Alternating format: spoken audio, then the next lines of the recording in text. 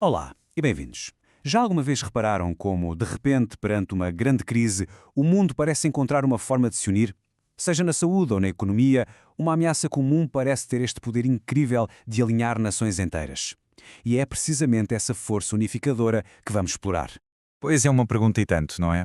Com tantas culturas, políticas e crenças diferentes, o que é que tem realmente o poder de nos juntar a todos? Qual é aquele catalisador, aquela força que consegue fazer com que o mundo inteiro reme para o mesmo lado? E a verdade é que, na maioria das vezes, a resposta é mesmo essa: uma crise. Pode ser uma pandemia, um colapso financeiro. A história mostra-nos que uma ameaça partilhada pode obrigar até os maiores adversários a sentarem-se à mesma mesa. E é este mecanismo que vamos tentar perceber melhor. Para percebermos como tudo isto se pode encaixar, o nosso roteiro é o seguinte. Vamos começar com uma profecia antiga, uma profecia sobre rãs, acreditem. Depois, vamos ver como é que isso se liga ao nosso mundo de hoje, passando por um gatilho financeiro e uma solução bastante surpreendente, até chegarmos ao que parece ser uma escolha final. Ora bem, o nosso ponto de partida para toda esta análise é uma profecia antiga que se encontra no livro do Apocalipse. É um texto, convenhamos, um bocado misterioso, não é? Fala de três espíritos, parecidos com rãs, que têm uma missão muito específica: reunir os líderes de todo o mundo. Mas o que é que esta imagem tão estranha quer realmente dizer? Bem, para percebermos isto, a chave pode estar na analogia com a praga das rãs no Antigo Egito. O poder delas não estava na força ou na ferocidade, mas sim no número. Eram tantas, mas tantas, que se tornaram numa presença esmagadora, inescapável, que tornava a vida normal simplesmente impossível. Ok, então, se a praga antiga eram rãs literais, quais seriam as rãs dos nossos dias? Que força moderna que é igualmente omnipresente, abrangente e da qual é quase impossível escapar? Pois bem, segundo esta linha de interpretação, as rãs são um símbolo da influência generalizada e, lá está, inescapável dos meios de comunicação de massa que temos hoje. É só pensarmos um pouco. Tal como as rãs no Egito, a mensagem dos mídias está em todo o lado. Nos telemóveis, nas televisões, no rádio do carro, em casa, no trabalho. Constantemente a moldar a opinião global sobre temas como o clima, a moralidade e, no fundo, a unir o mundo inteiro em torno de uma única narrativa. Ok, temos a influência. Mas como é que isto tudo se transforma numa crise à escala global? Bem, a resposta, segundo esta visão, está na própria estrutura do nosso sistema financeiro. Para perceber a fragilidade do sistema que temos hoje, temos de dar um saltinho atrás no tempo. Antigamente, tínhamos o patrão ouro, onde o dinheiro valia literalmente o seu peso em ouro.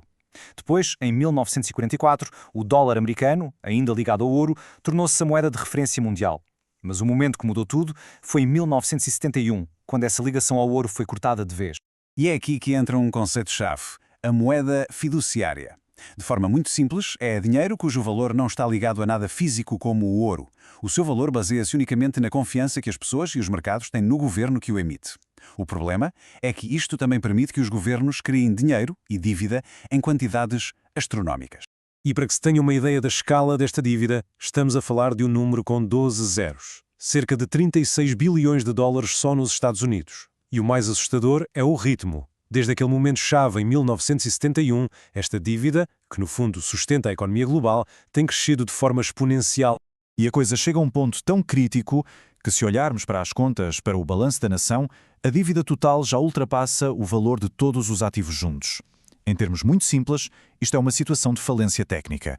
E é precisamente aqui que a análise volta a ligar-se à perspectiva profética. Uma citação diz que a apostasia nacional será seguida pela ruína nacional. A interpretação que é feita disto é que um ato legislativo nos Estados Unidos, que seja visto como um ataque à liberdade de consciência e religião, será o gatilho, a faísca, para o colapso económico que, como vimos, já parece estar iminente. Ora, perante um cenário destes, de uma ruína financeira à porta, seria preciso uma solução, e uma solução drástica. E é aqui que as coisas se tornam realmente surpreendentes. Porque a solução proposta vai no sentido exatamente o oposto a tudo que ouvimos hoje sobre o futuro do trabalho.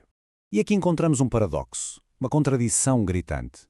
Enquanto a tendência global, o que se discute por todo o lado, é trabalhar menos, fala-se da semana de 4 dias, a solução para uma crise desta magnitude exigiria exatamente o contrário. Exigiria um aumento massivo da produtividade. A lógica por trás disto é, na verdade, bastante direta e até assustadora. Primeiro, acontece o colapso financeiro global. As economias ficam de rastos. A seguir, apresenta-se a única saída. Para recuperar, é preciso um aumento brutal da produtividade. E como é que se consegue isso? implementando uma semana de trabalho obrigatória de 6 dias a nível mundial. A crise cria a justificação perfeita. Só que esta solução económica global, iria criar um outro tipo de conflito, talvez o conflito final. Um choque direto entre o que seria uma lei dos homens e o que é considerado uma lei de Deus. E é importante perceber bem onde está o cerne da questão. A controvérsia final, segundo esta visão, não teria a ver com descansar ao domingo. Teria a ver com obrigar toda a gente a trabalhar ao sábado, o que para muitos viola diretamente o mandamento bíblico do descanso ao 7º dia. O dilema, portanto, torna-se claríssimo. De um lado, teríamos uma lei humana, justificada por uma emergência económica global que exige trabalho no 7º dia. Do outro, uma lei divina, enraizada nos 10 mandamentos, que exige descanso nesse mesmo dia. A escolha seria entre a sobrevivência económica e a convicção de fé. E tudo isto nos deixa com uma última pergunta. Uma pergunta que fica a pairar no ar. Será que uma crise, por mais grave que seja, uma crise criada pelo homem, tem o poder de anular uma lei considerada divina? É uma reflexão profunda sobre até que ponto a necessidade pode chocar com os nossos princípios mais fundamentais.